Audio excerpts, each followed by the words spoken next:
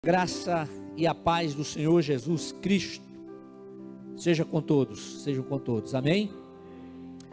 Abra sua Bíblia, por gentileza, no livro de Jó, no capítulo 27.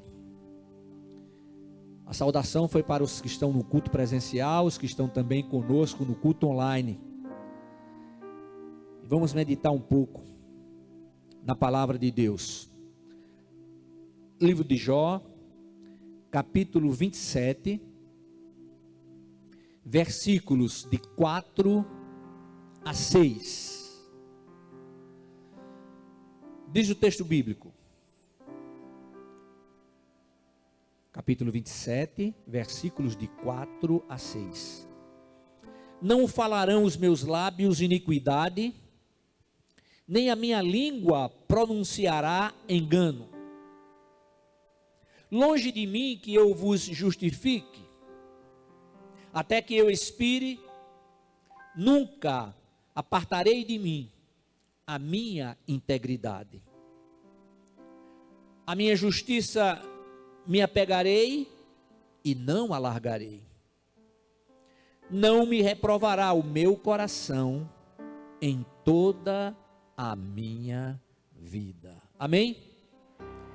Meus amados irmãos, nós conhecemos a história de Jó, uma história marcante. Homem íntegro, reto e temente a Deus. Homem que se desviava do mal. Homem que estava sempre diante do Senhor, oferecendo sacrifícios por ele, por seus 10 filhos. Eram 7 homens e 3 mulheres. Era um homem conhecido de todo o Oriente. E o seu gado, conforme diz a palavra, era de 7.000 ovelhas, 3.000 camelos, 500 juntas de boi e 500 jumentas. Eram muitíssimos os servos que estavam ao seu serviço. E diz o texto bíblico que ele era o maior de todos os homens do Oriente. Você vai encontrar isso nos versículos de 1 a 3. Mas a palavra de Deus também nos diz, no capítulo 1, a partir do versículo 6, diz o seguinte: num dia em que os filhos de Deus vieram apresentar-se perante o Senhor, veio também Satanás entre eles. Então perguntou o Senhor a Satanás: de onde vens? Satanás respondeu ao Senhor e disse: de rodear a terra e passear por ela. Perguntou ainda o Senhor a Satanás: observaste o meu servo Jó? Porque ninguém há na terra semelhante a ele, homem íntegro e reto, temente a Deus e que se desvia do mal. Então respondeu Satanás ao Senhor: porventura Jó debalde teme a Deus? Acaso não o cercaste, concebe a ele, a sua casa e a tudo que tem? A obra de suas mãos abençoaste, e os seus bens se multiplicaram na terra. Estende, porém, a mão e toca-lhe em tudo quanto tem, e verás se não blasfema contra ti na tua face. Disse o Senhor a Satanás: eis que tudo quanto ele tem está em teu poder, somente contra ele não estenderás a mão. E Satanás saiu da presença do Senhor. Primeira coisa, o inimigo da nossa vida, ele está sob o controle do Senhor. Significa que Deus tem o controle de tudo, de tudo. Mas diante disso, em um só dia, Jó perdeu os seus 10 filhos, perdeu todos os bens que possuía, e logo depois, como se não bastasse, Satanás feriu Jó de úlceras malignas, desde a planta do pé até o alto da cabeça. Por quê?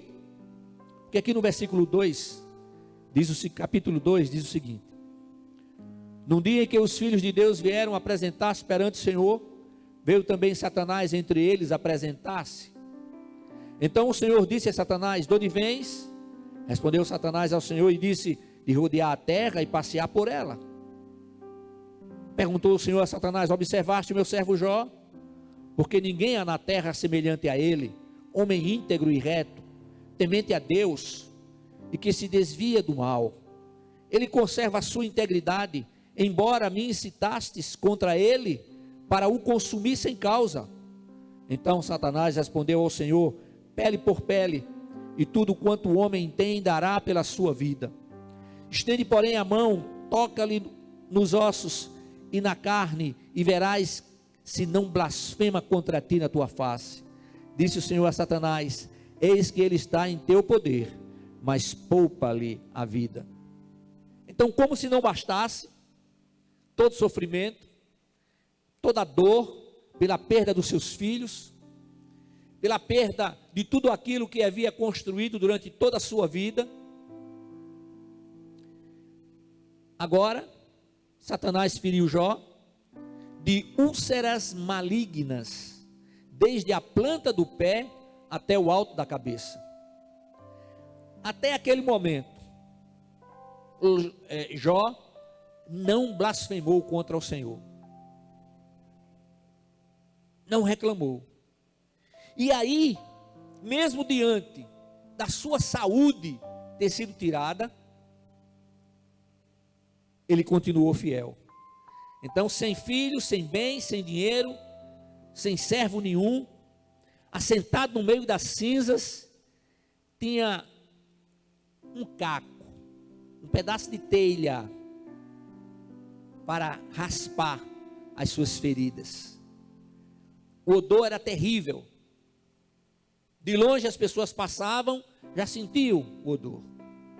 Mas mesmo diante de coisas terríveis e indescritíveis, Jó confirmou que mantivera e perseveraria a sua integridade diante do Senhor e diante dos homens.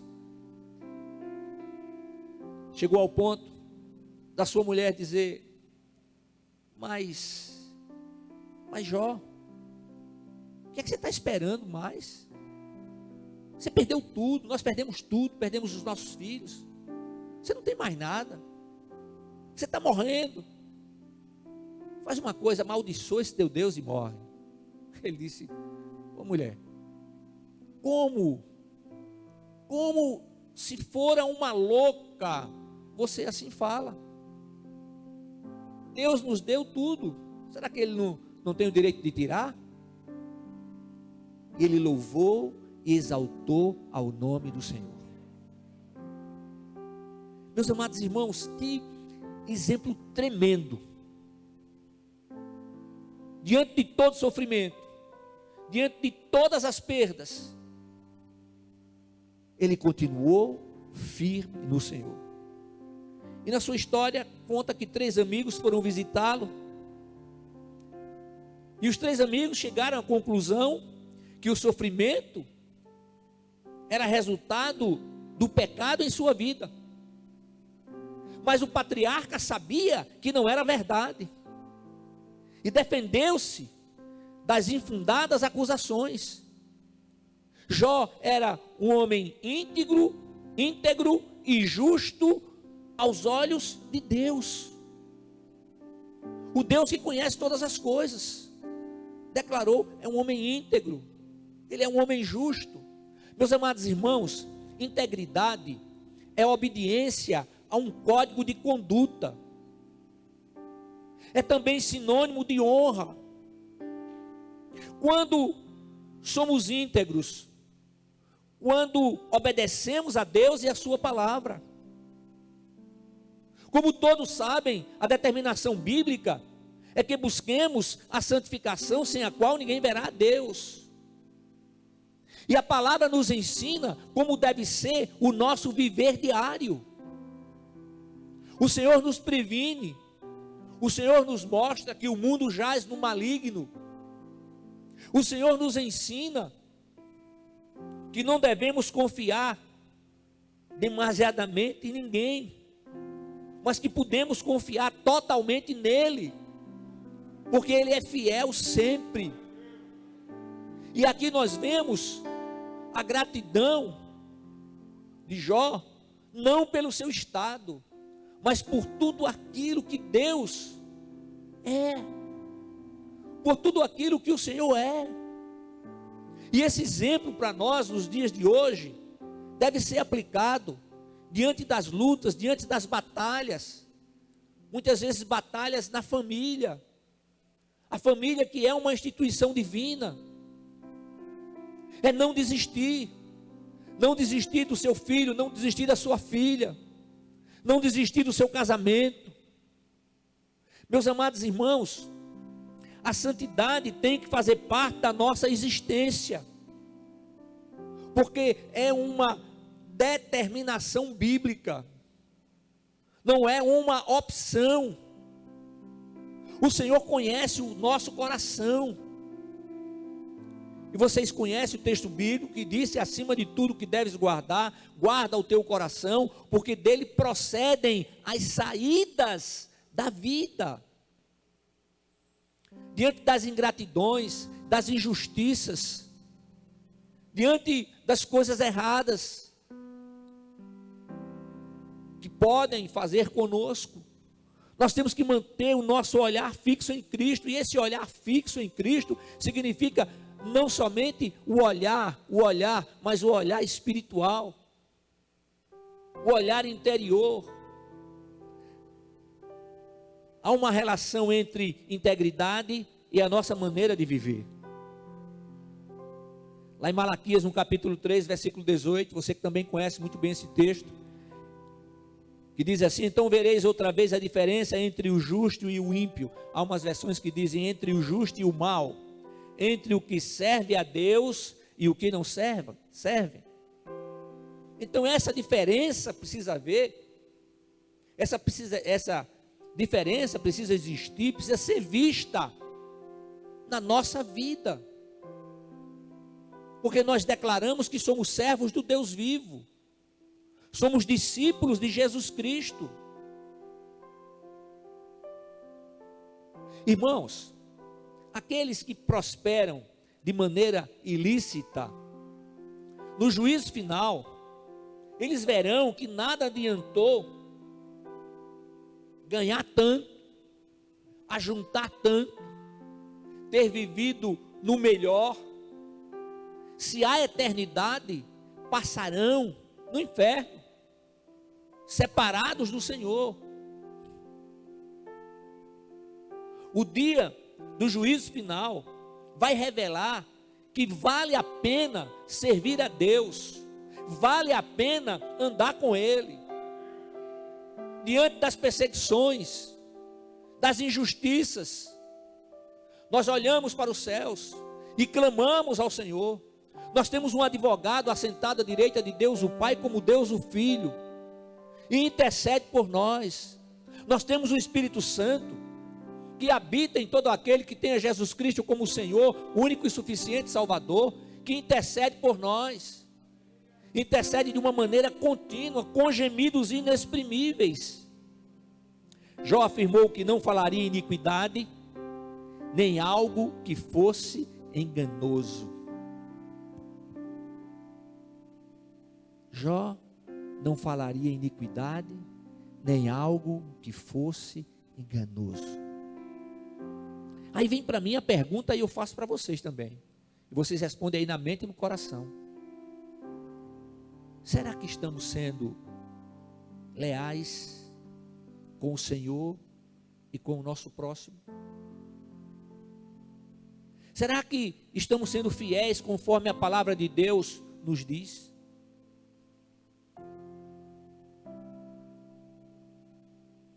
Jó estava determinado e não permitiria que as circunstâncias difíceis, nem as falsas acusações de seus amigos, o fizessem dizer palavras que arruinassem sua justiça diante de Deus.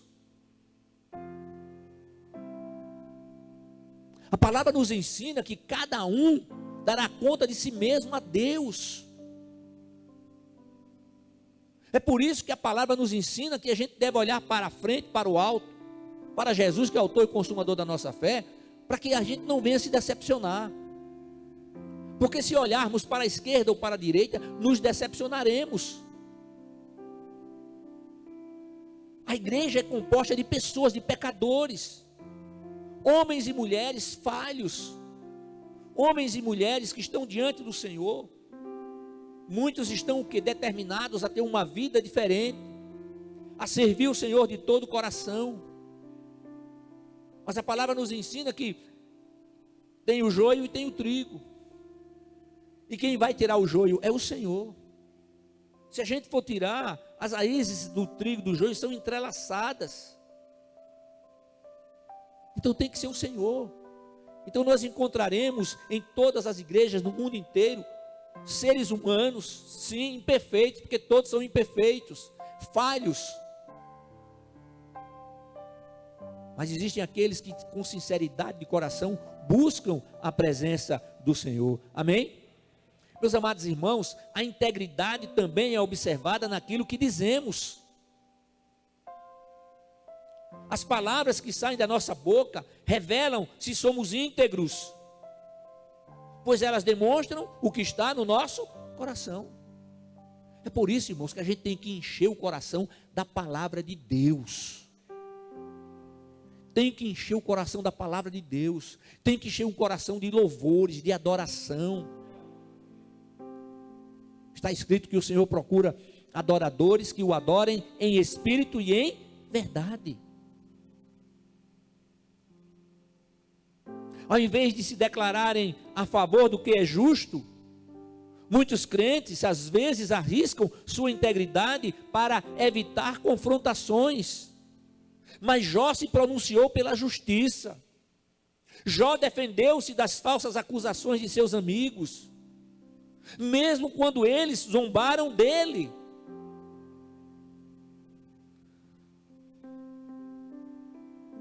Será que temos tido o mesmo comportamento? Como discípulos de Cristo, também nós devemos nos certificar de que não toleramos condutas e atitudes incorretas com o nosso silêncio.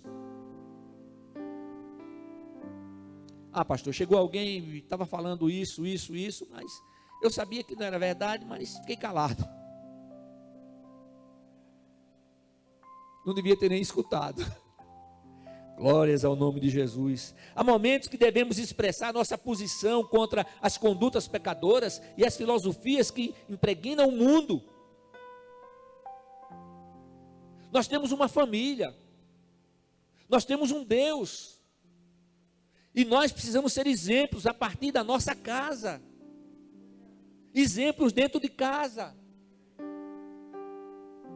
Você tem o seu filho, você tem a sua filha, se diz assim: olha, se você não fizer isso, assim, vou recolher o celular.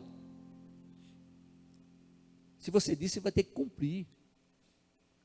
Porque senão, a criança vai saber que aquilo é só papo, que você não vai fazer nada. Então não vai logo lá em cima, vai aqui embaixo, vai devagar. Dá amor. Repreenda com amor. Procure mostrar aquilo que é certo, que é errado, se já tiver idade de entendimento. Sente com o seu cônjuge. Conversem. A maioria dos problemas do casamento é por falta de diálogo. O homem é o sacerdote. Isso não significa que o homem é o manda-chuva. Tenho dito a vocês, homem e mulher, no mesmo patamar, com papéis específicos. Não é o homem aqui e a mulher aqui. Não. Mesmo patamar, com papéis específicos. Agora o mundo está aí. O mundo não acredita na palavra. Por isso que o Senhor Jesus disse, olha, o Espírito Santo virá para vocês que creem. O mundo não pode receber porque não o vê, não o conhece. E o nosso papel como igreja é testemunhar do Senhor, é proclamar essa palavra a tempo e fora de tempo. O Senhor diz que somos sal da terra e luz do mundo. A sua vizinhança vê você e a sua família como sal da terra e luz do mundo? Ou eles veem você no domingo, saindo com a Bíblia debaixo do braço, mas o testemunho não tem sido o mesmo?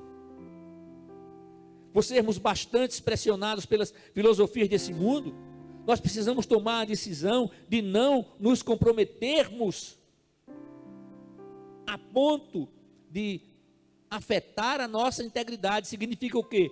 Pecado é pecado, sim é sim, não é não. É isso. Sejam quais forem as dificuldades ou tentações da vida, nós devemos nos manter firmes na justiça que temos alcançado através de Cristo. Como o Senhor faria se estivesse no meu lugar?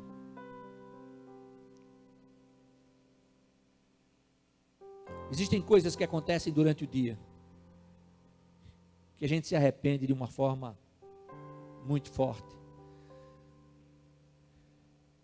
E quando isso acontece, a gente chega diante do Senhor e pede perdão. E Ele perdoa os nossos pecados e iniquidades. Mas aí a gente tem que se policiar para que aquilo não volte mais a acontecer. Eu não sei como os seus filhos olham para você que é pai e mãe. Eu não sei como vocês, pais, têm olhado para os seus filhos. O filho pode ser o que for. Pode cometer o erro que cometer. Você não vai dar apoio ao erro dele. Mas você vai dizer, eu estou aqui para orar por você, porque eu te amo. Porque você sempre será o meu filho. Você sempre será a minha filha. É isso. Tem que haver essa diferença. Então, como servos do Senhor Altíssimo, nós compreendemos que Deus tem todo o controle da nossa vida. Então, se Ele tem todo o controle da nossa vida, e se nós estamos diante dEle, dizendo, Senhor, a minha vida está em Tuas mãos, Senhor, cumpre a Tua vontade em meu viver, é tudo no tempo dEle, no ritmo dEle, do jeito dEle. Mas Ele faz. Ele sabe exatamente o tempo que temos. Ah, irmãos, quantos anos eu passei dizendo não, não, qualquer coisa na minha vida, menos ser pastor, não, não. Chegou um momento que o Senhor disse, agora, aos meus 38 anos de idade. Então, meus amados irmãos, que jamais venhamos a permitir que a nossa conduta, nem atitudes causem descrédito diante do Senhor ou do Evangelho. É isso. Eu não tenho que dar satisfações a ninguém. Tem. O Senhor diz que é para se livrar da aparência do mal. Em tudo. Para se livrar da aparência do mal. Sair. Não, isso aqui pode dar uma aparência de outra coisa. As nossas brincadeiras têm que ser diferentes. A nossa palavra tem que ser diferente. Quando a nossa maneira de viver demonstra a justiça de Deus, o que é que acontece? O mundo vai parabenizar a gente? Não. Vem as pressões. Mas aí o que é que nós temos? A presença do Espírito Santo, que nos fortalece, nos reanima, nos convence do pecado, da justiça e do juízo, nos faz ter a percepção do que está acontecendo, nos dá o discernimento, nos faz lembrar dos ensinamentos do Senhor. O apóstolo Pedro, na sua primeira carta, primeira epístola de Pedro, no capítulo 3, nos versículos de 10 a 13, diz o seguinte, abra sua Bíblia aí, por favor. 1 de Pedro, lá no finalzinho, já perto de Apocalipse, capítulo 3.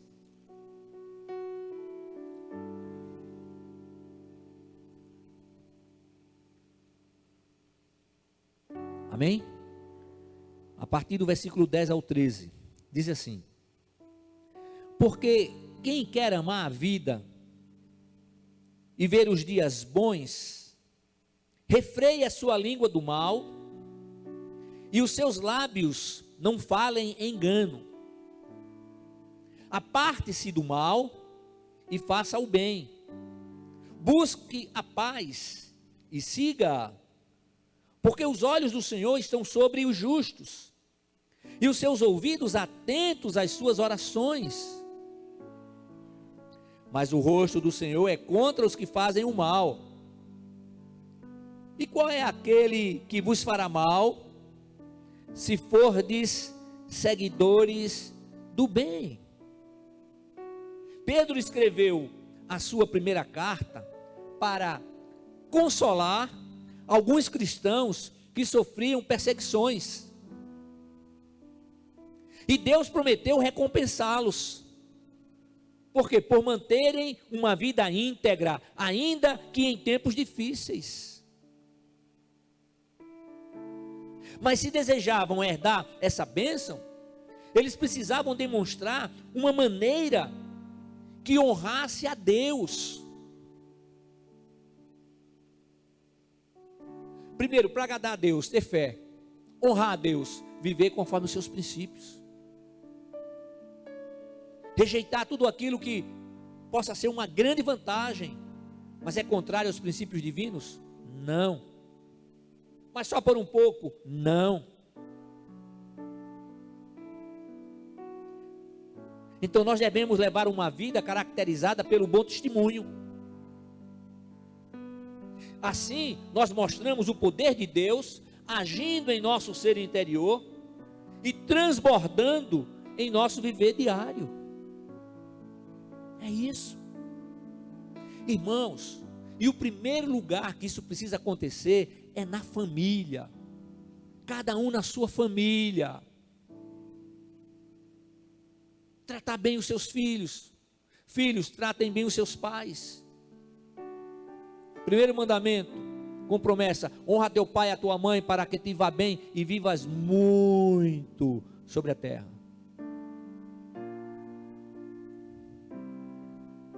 A palavra também diz que é para os pais não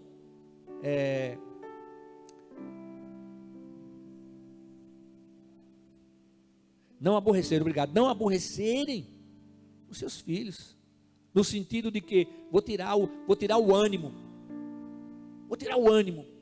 Não, irmãos. Reconheça o que é bom, chegue e fale que é bom. Não, ele tem a obrigação de fazer. Não, chegue e diga: parabéns, você tirou uma nota boa. Parabéns porque o seu comportamento foi esse. Parabéns porque a sua palavra foi essa. Precisa de estímulo. Você, fiel ajudadora, chegue junto do seu marido. Fale para ele. Elogie. Pastor, mas não tem nada para elogiar. Não tem nada para você elogiar.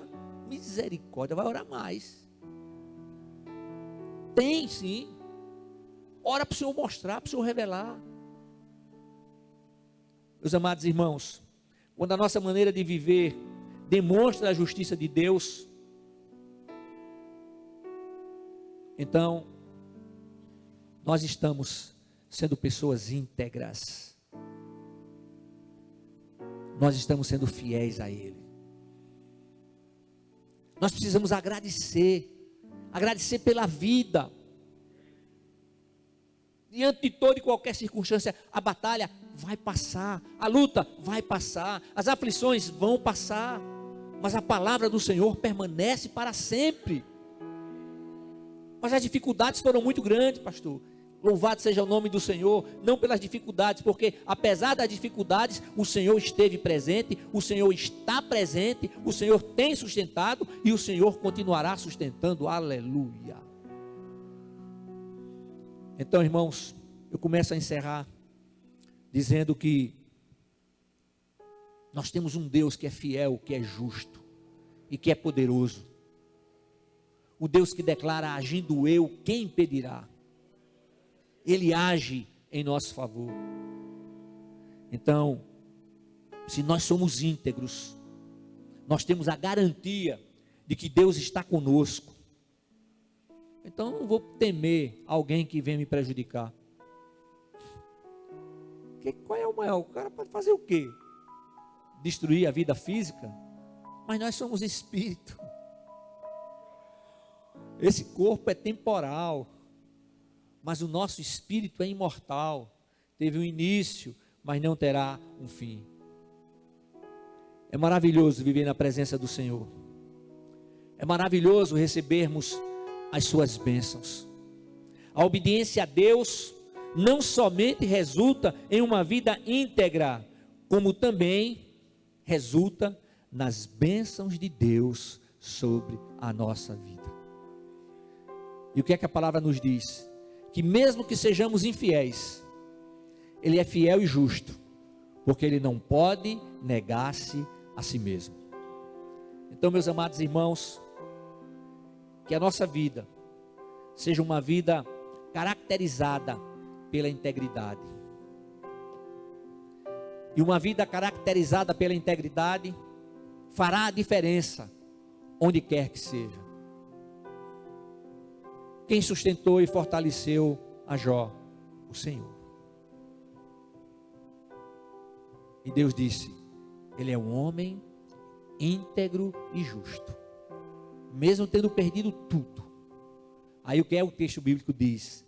Lá no final, Jó, tá? Lá no último capítulo, repare só o que Deus diz aqui. No capítulo 42, a partir do versículo 10. Mudou o Senhor a sorte de Jó, quando este orava pelos seus amigos, e o Senhor deu-lhe o dobro de tudo que antes possuíra. Então vieram a ele todos os seus irmãos e todas as suas irmãs, e todos quanto antes o conheceram e comeram com ele em sua casa, e se condoeram dele e o consolaram de todo o mal que o Senhor havia enviado. Cada um lhe deu dinheiro e um anel de ouro. Assim abençoou o Senhor o último estado de Jó, mais do que o primeiro, porque veio a ter 14 mil ovelhas, não mais 7, mas 14 mil ovelhas, 6 mil camelos, 6 mil juntas de bois e 1.000 jumentas. Também teve outros 7 filhos e 3 filhas, olha.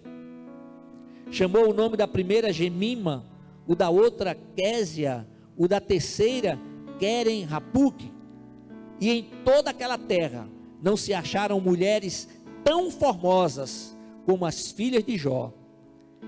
E seu pai lhes deu herança entre seus irmãos. Depois disso, viveu Jó 140 anos, e viu a seus filhos e os filhos dos seus filhos até a 4ª geração. Então morreu Jó velho e farto de dias. E sabe quem era a mulher de Jó? A mesma. A mesma. Não mudou não, foi a mesma. Foi a mesma. E o Senhor diz que não esqueça, não despreze a mulher da sua mocidade. A gente sabe que cada situação é uma situação, mas o Senhor honrou a Jó. E o Senhor honrou aquela mulher. Ela pôde ver como o Senhor restaurou, como o Senhor abençoou. Então, uma vida caracterizada pela integridade, mais uma vez, fará a diferença onde quer que esteja, em toda e qualquer circunstância. Então, nós teremos, com uma vida íntegra, a oportunidade de testemunhar aquilo que Deus tem feito em nossa vida, aquilo o que Ele tem feito por nós. Amém? Que Deus abençoe a sua vida e a sua família. Em nome de Jesus, amém.